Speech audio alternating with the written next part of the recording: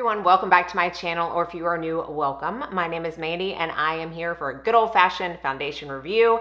I finally bit the bullet and purchased the Victoria Beckham foundation drops. And the reason I finally bit the bullet is because when these first launched, I told myself, I'm not spending $110 on that. I'm just not. And then I heard everybody say, oh, it's just the best. It's the best foundation you'll ever put on your skin.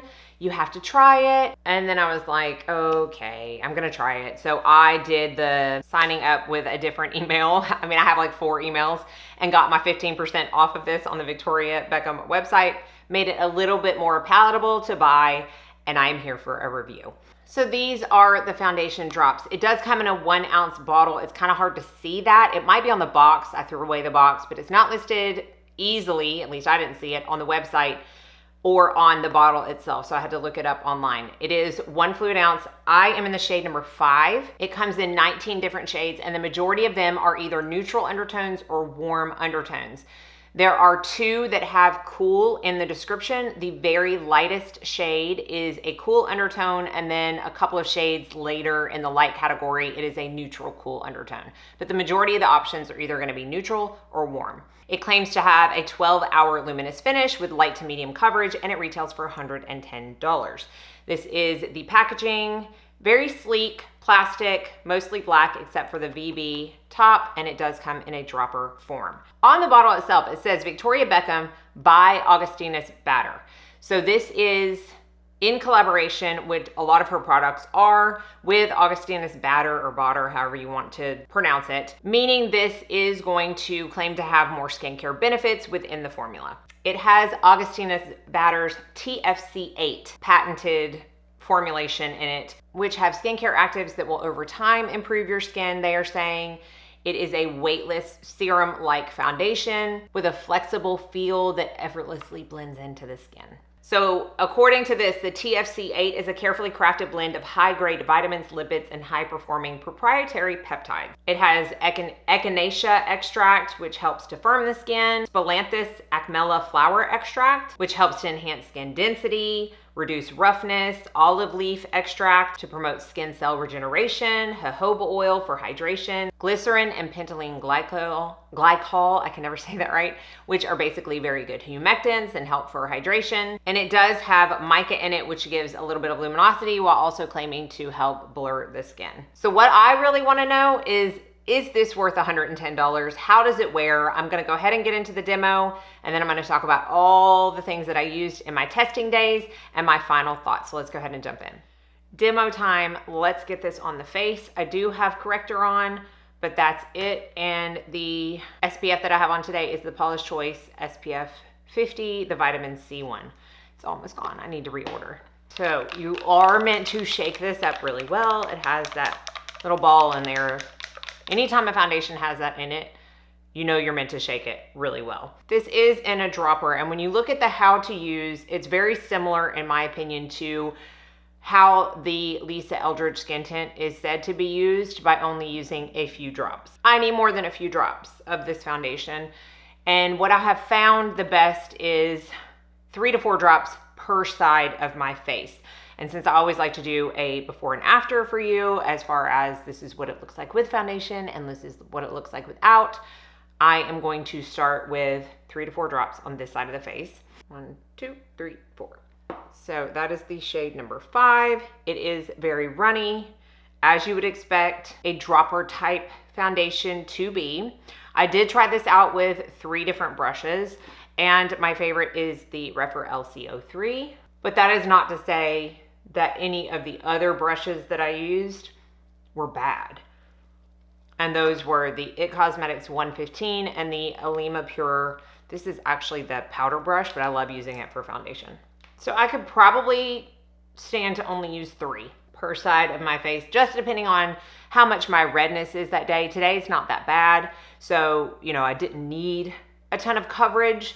I could have easily done 3, so I'll just use this as part of the other side. Looking straight on, I think the first most evident thing, other than it warms my face up a little bit, which is what I want to be able to match the rest of my body, although right now I'm not necessarily self-tanned, it still works out, is that this side of the face is more luminous than this side of the face. So when I look this way and have the light catch my face with no foundation on, and then I look this way, it is a tad more luminous. It is not what I would consider an uber dewy foundation by any means, because I still have luminosity on my skin on this side with no foundation. It just bumps it up a little bit. Other than that, it blended out very, very, very easily. Again, I did not need 4 drops. It is a solid light to medium coverage. This is not a sheer to light tint. In fact, I feel like a lot of people, when they saw that it was like a dropper, they thought it was gonna not be as much coverage as it actually is. So don't be fooled by that. This is a legit foundation. It is called a foundation. It's not called a skin tint. It will give you coverage. So I'm gonna do maybe like 2.5 drops added on to that other one, finish up this side, and then we'll do some close-ups. So I do find 3 drops per side, and even bringing it down the neck honestly is enough. It's the like 1 to 2 drops that I just can't get down with, because that does not provide enough coverage for me. Now, I do find on the days that I have had more redness than I do today, if I add, an extra drop per side of my face, it does provide more coverage. So that tells me that even though I'm not building it up today because I don't need to, it is a buildable formula. All right, I'm gonna try to zoom in as best as possible. I understand I am in front of light, so I'm also going to show you after this close-up, a close-up of me in natural lighting with just the foundation on. But you can see it lays really nicely on the skin. It does not look cakey. I wouldn't necessarily say it's blurring.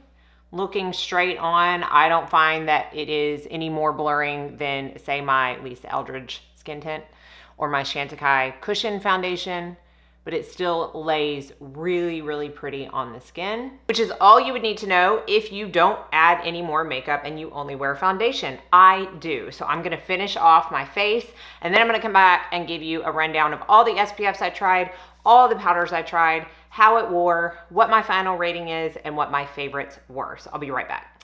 Okay, full face of makeup on. Today I used my Chanel powder. This is the new version of their powder. Now, I still need to research whether or not they changed this formula. Some people say that they only changed the packaging. Some people say they changed the formula.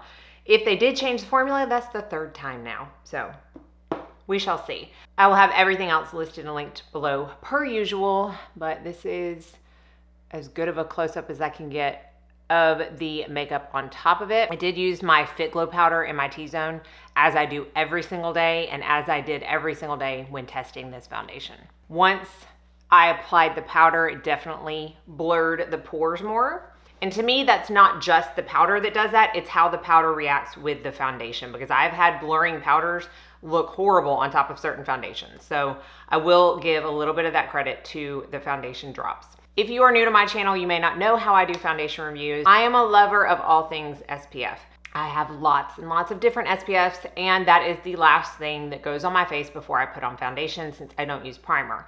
So I always like to keep track of the SPFs I use, how it works with the foundations, as well as the powders that I use. I've already gone over the brushes, but very quickly, I have worn this more than 5 days, but the 5 days that I'm gonna be talking about are the ones that I actually took notes on. The Polish Choice that I used today, I used the Skinny Confidential Caffeinated SPF.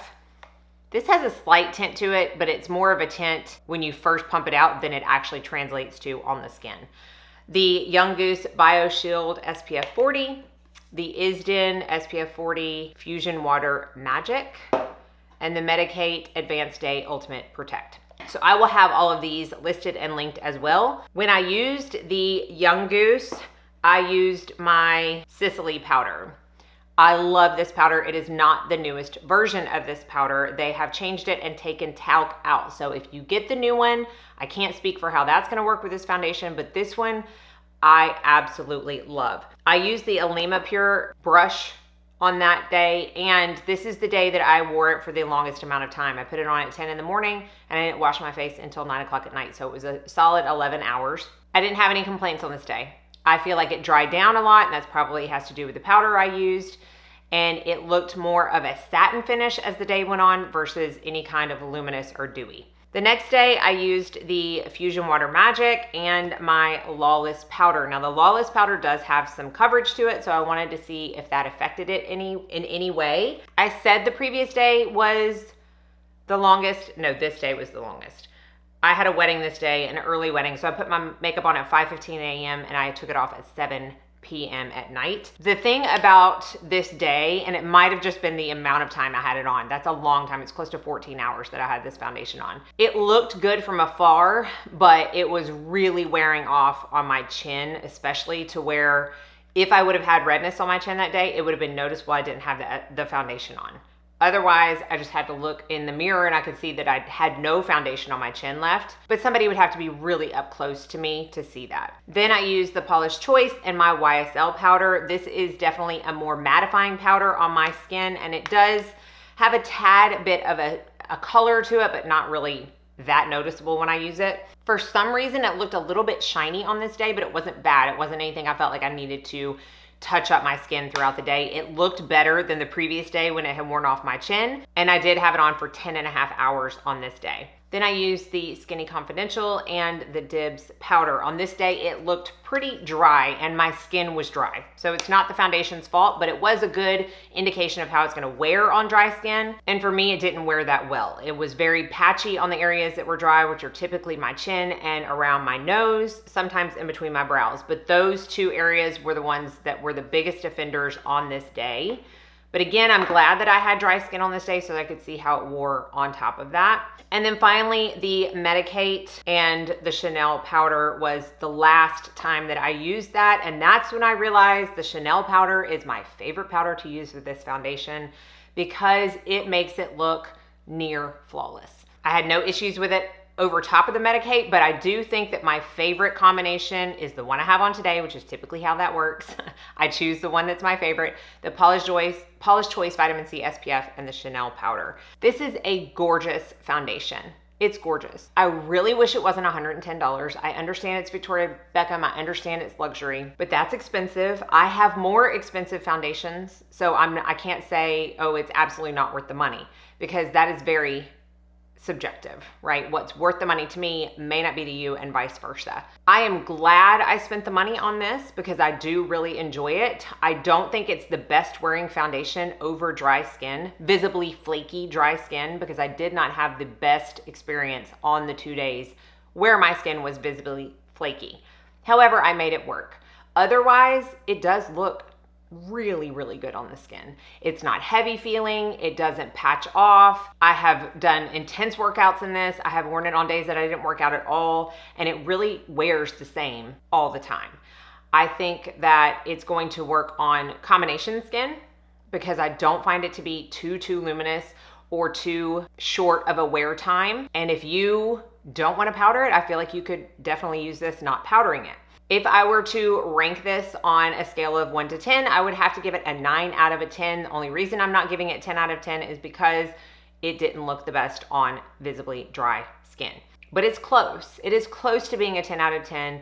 Unfortunately, because it's $110, the only thing I will say is while I love the black packaging and the blue top, I feel like if we're paying 110 bucks, it should be a little bit more luxe packaging. And this is coming from someone who doesn't really care about packaging.